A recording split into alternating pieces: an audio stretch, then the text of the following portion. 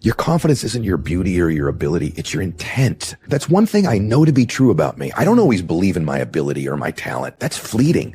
Or what happens when a speech goes bad or a meeting goes bad or a company goes bad?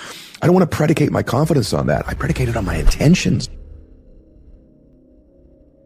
And I'll remind myself, because I actually believe I'm a good person.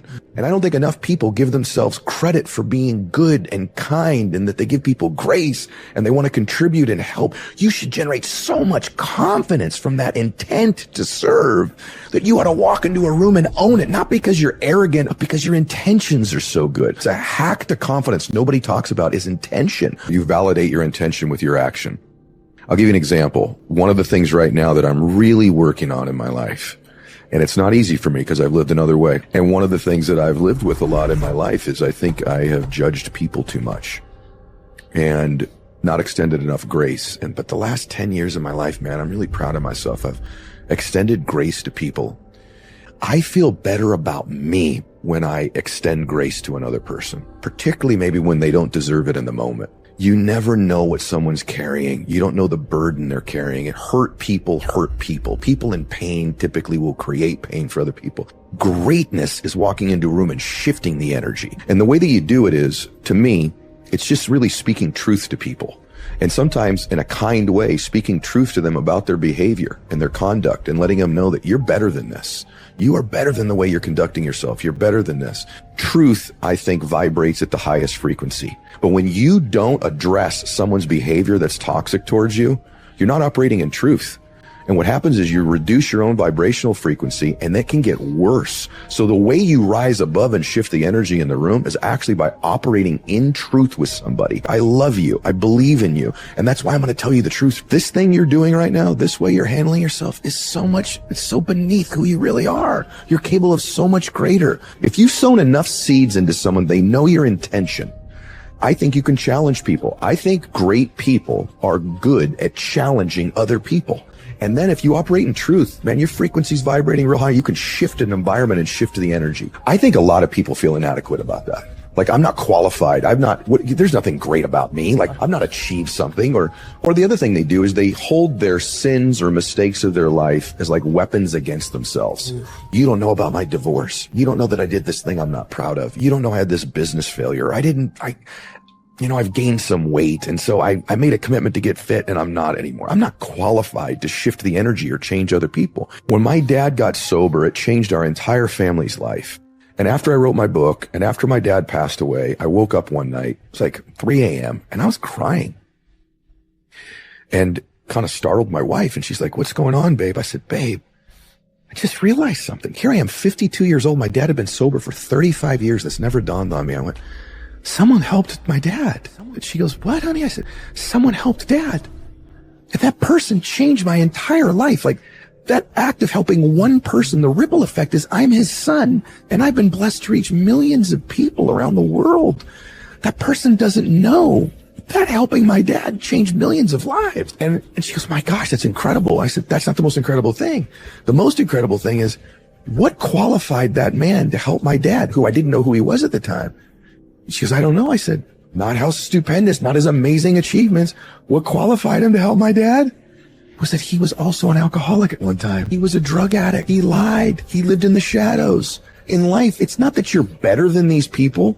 It's that you can help people that used to be like you, that you used to operate in a way that didn't serve you. Maybe you behaved in a way that wasn't conducive with your character. Because of that, you're qualified to help people that are operating that way. So you're immensely qualified in life to shift other people if you're willing to be vulnerable and reveal your imperfect. You don't connect with anybody by going, "I'm amazing." That's not the truth. It's you're revealing your imperfections that connects you with people. You were born to do something great with your life. And when you were a little boy or a little girl, there was probably one person who made you feel that way. And you ought to give yourself the gifts right now of who is that person. When you're a little girl or a little boy, they made you feel special. And there's probably only one, maybe two. Maybe it was your parents or your grandmother or grandfather, a coach, a religious figure. There's someone that was in your life and you felt something about you because of the way they looked at you or spoke to you. And the amazing thing about that is they were right. Honor them with who you become. Honor them with the life you build. Honor them with the choices you make. And take that belief and use it as fuel in your life to have some strength and confidence to shift other people's lives. Your identity, your personal belief in yourself. Your identity is like the thoughts, beliefs, and concepts you hold to be most true about you. You've developed a false belief system in yourself of what you need to know to take action. And so successful people are willing to step into the unknown and the unprepared more than people who are unsuccessful. So procrastination is really saying, I got to know a little more. I got to prepare a little bit more. I got to get a little bit more ready, a little bit more ready, a little bit more ready. And you keep raising the readiness quota to a point where you never take action. And so you got to get to this point where you're like, I'm going to get into the room. I'm going to start to write that paper. I'm going to start the book. I'm going to get into that and I'll figure it out when I get there. And most people that are successful have this internal belief system that I don't need to know everything to take action. I just need to know enough to get in the room and I'll figure it out from there.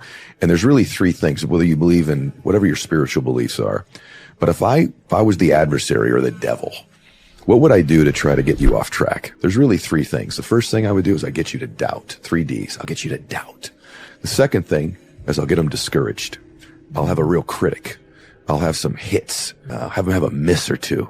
Swing and a miss. And the third thing, if I can't do that, or I'll do both, I'll get them a bit delusional. Delusion is believing something's worse than it is or better than it is. And I get you magnifying something to believe that it's a far bigger problem than it is, far more dramatic than it is. And so those are the 3 Ds. And so it's doubt, discouragement, and delusion. And what I try to do is when I see them showing up, I go, I know exactly what this is. This is the negative coming to get me. This is trying to get me off course in my dreams and my vision and my contribution. And I am not going to let other people be cheated because I doubt and I'm discouraged and I'm delusional. And so I really focus when those things come up and I identify them when they're there and I root them out because I know where they're coming from and they're not coming from good. They're not coming from God. They're not coming from high vibrational frequency. They're coming from the worst of the worst. And so I absolutely rid them out when they show up. When someone's really successful, what are you working on? I go, usually their identity or their confidence. Usually those two things. And their identity is the more important thing. Now, the other thing that happens for a lot of people with their identity is they'll attach their identity to the external, to their beauty, to their performance, to their career. And then when they lose that career or they lose that NFL football career they've got, then they don't know who they are without it. So this identity should be deeply rooted in who you are, not just what you do. It's a very dangerous way to live your life. When your identity is tied up in what you do rather than who you are, you're in a very dangerous place. Because if it's tied to those things and then they don't exist, you're completely lost without them. There's not a lot of depth to that identity that is long lasting when it's attached to what we do or what we look like or what we've achieved. I just met someone the other day who I knew immediately they lacked a strong identity because they immediately just resumed me. I did this. I did that. I achieved this. I was written here. I was that. And I actually stopped them, but I said, I really like you. I like you. What impresses me is you. Who you are, your kindness. She's brilliant, by the way, this woman too. You're so brilliant. You're so kind. That's your identity. Your identity isn't your MBA. Your identity isn't your career. That's not your identity, but they've linked it to that. And it is a dangerous way to live your life. And it's not a deep way to live your life. A deep way to live your life where you can make impact in multiple areas is to root your identity in who you are, those intentions, the things that you believe to be true, your character, the way you conduct yourself, your value in life. That's where identity is deeply rooted, not in the external. It's okay to be proud of your degree or your career or your company. That's different. Being proud of something and having a sense of, gratitude for what you've achieved, that's great. But when you link your identity to it, you're in a dangerous and shallow place. I'm conscious of something I think most people are oblivious to. And here's what it is. You are always making people feel something. Most people aren't aware of this. No matter what, you're making them feel something. It could be they could feel important and needed and loved. They could feel slighted and invisible.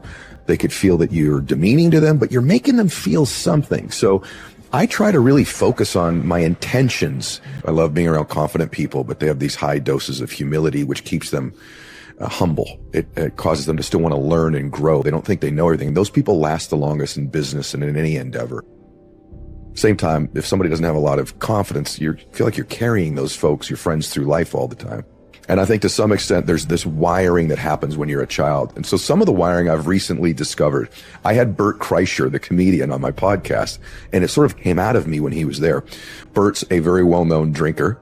And it's almost a joke about how much that he drinks. And I asked him, I said, Bert, what kind of a husband or father do you think you are? And he said, I think I'm a 10 out of 10. And I think he is. And I told him, I said, I just discovered something about myself, brother. And it was that my dad's drinking. It wasn't just that I was worried, is he going to get in a fight? Is he going to be mean? Or mom and dad going to have a disagreement? I said, what happened was I worried about my dad. Is he going to come home tonight? Is he safe? Is he in danger? And that wired into me as a little boy, the neurology, the pattern of worry and fear. And so as I've gotten to be an older grown man, I've uncovered that the last year or two. I have a pattern where I have a tendency, my emotional home, so to speak, as I go back to worry and fear. And I don't want to live that way. And so I've been working on unwiring that. That's the thing I've been working most on my healing journey is, it's okay. Everything's going to be okay. I'm blessed. I'm favored. And it's undoing that wiring of worry and fear, because we all have an emotional home. We all have 3 or 4 emotions that no matter what happens in a given week or month, we're going to get it. So if your emotional home is anger or worry or fear or frustration, no matter what the external conditions are, you're going to find a way to get your hit of it. Conversely, if your emotional home is peace or equanimity or bliss or ecstasy, passion, focus, you'll find a way on a regular basis to get that emotion that you're familiar with, because we're wired for it in our bodies and in our minds to be familiar with those emotions. So I just chose, what are the emotions I want? Do I want to live in worry and fear? Even though my external life is so great, I still have a tendency to worry and live fearfully. Or how do I want to live? I want to live in peace. What I've really learned to do is to choose things in my life that both are productive, but that also give me a sense of contribution and joy.